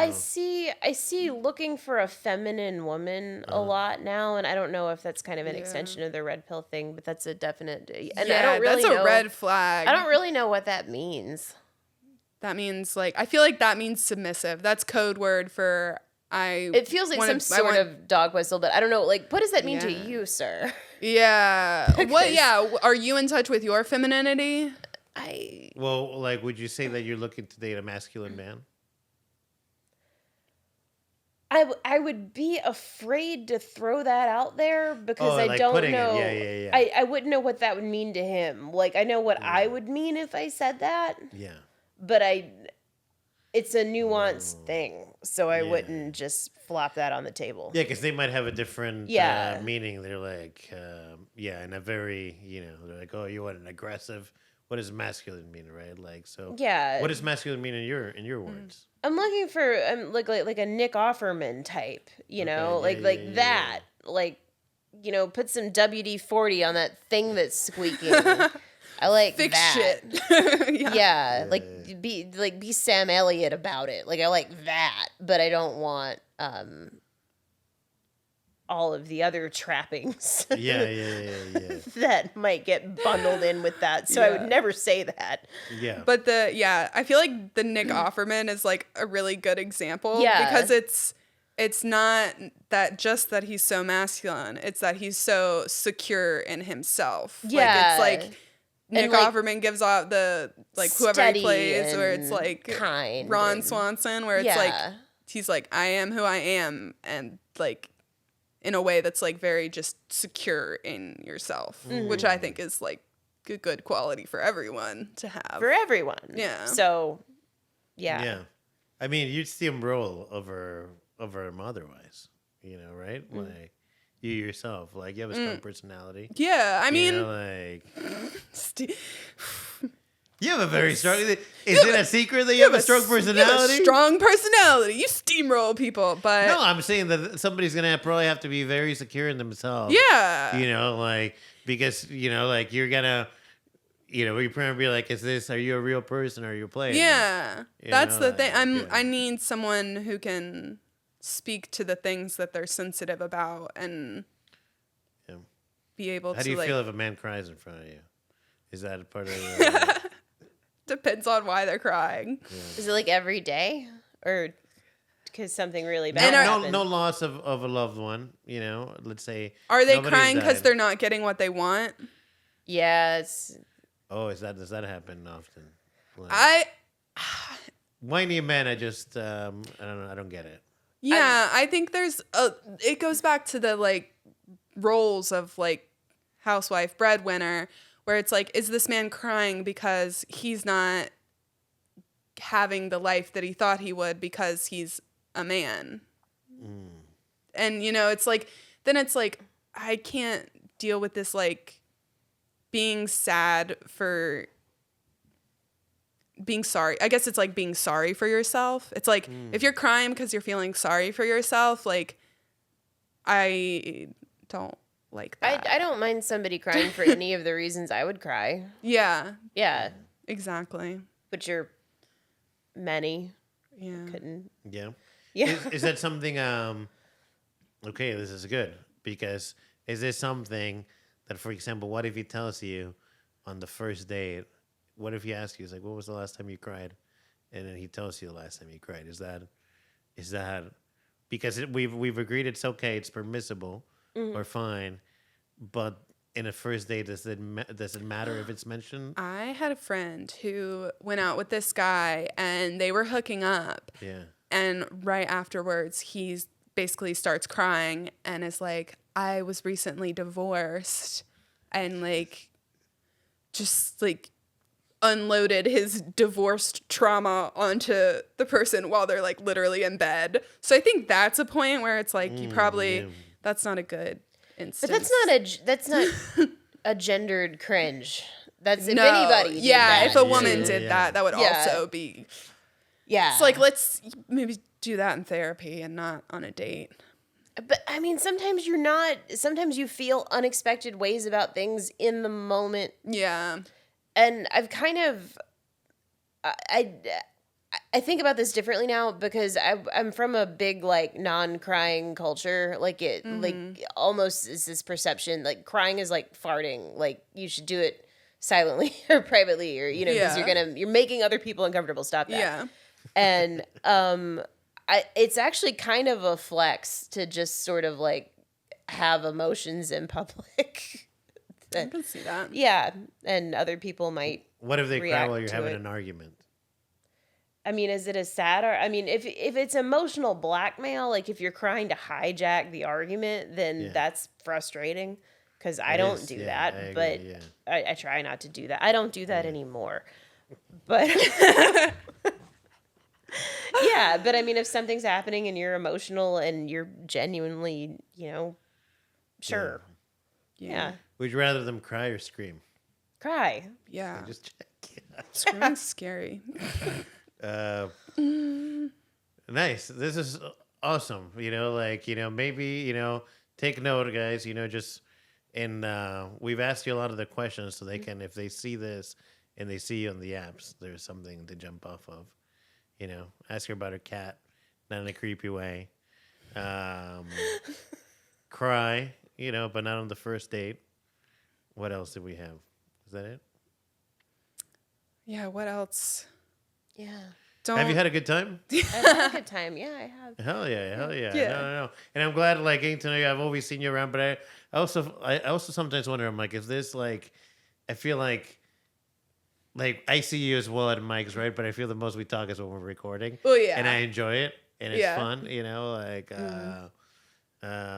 I think in a way it's something that people maybe used to do, or maybe you still do it, but I don't find myself having lengthy conversations with people I know or friends, I guess, as much anymore as No, and people tell me I don't seem very friendly when they first meet me, and I don't really mean to be that way, but I'm also not going to change it. You're a little more stoic. You're a little I gotta, But once again, we've never met, so People have told me I'm intimidating. Yeah. So. We could affirm that today, earlier today. But Jenna, where can people find you? What do you have going? Can they find me? Yeah. I have a podcast. That would be a good place to find me. Oh, you have a podcast? Yeah, I do. It's with a friend of mine who's a mortician. Tell us about this podcast before. Just really quickly. It's called Dead Girls Talking. You can find us on Spotify, Apple Podcasts, anywhere you like to stream. That's the party line. But it's oddities in general, a little bit of paranormal, a lot of death industry. Yeah. Yeah. How does it? We'll have to link it as well. When was your latest episode about? Recently we had a grief expert, somebody who was she does laughter therapy. Yeah. That's cool. Yeah. I'll listen to it. That was a little bit more tame compared to some of the other. Yeah, I'm sure if you're a mortician, you've seen a lot. Yeah. It gets pretty weird. Well, I'd love to have you back for a cause of the thinking. Sure. Maybe I think Kristen Cushman. Yeah. Like a grief chat. What is grief? What or never gets old. Yeah. Yeah. Do you get tired talking about it? No, I mean it's still pretty fresh. She's probably she's probably been through the mill. She's very far into hers compared to me. Yeah. Well, especially because I feel like with parents, I mean, you expect your parents to be older, maybe. I don't know what it would be like to lose, a partner, Toad's Brutes, Yeah, you do expect your parents to precede you in death at some point. Yeah. Cool. Well, thank you so much. It's great to know you better. Let's do this again. I like that you had fun. Did you have fun, Emily, as well? I did. Yeah. And good call on going on the dating route. It's very interesting. Yeah. I always love talking about dating. That's my favorite thing to talk to people about. I'm like, tell me everything about your love life, please. And I think it's probably good for anybody that's watching, right? I think there does need to be clear communication, probably between men and women, and non-polarized way, if that makes any sense, like there's the entire red pill route or whatever, and then I don't know what the opposite, all men suck, which is I'm like the red pill for women, I guess. The pink pill. The pink pill. Hell yeah. If I ever start a podcast, it's going to be called The Pink Pill. Yeah. Too bad we had that one started. You don't know her like you should, which might as well be called The Pink Pill. Awesome. Well, this has been Manly Girly. Thanks again for coming on, Jenna. Thank you.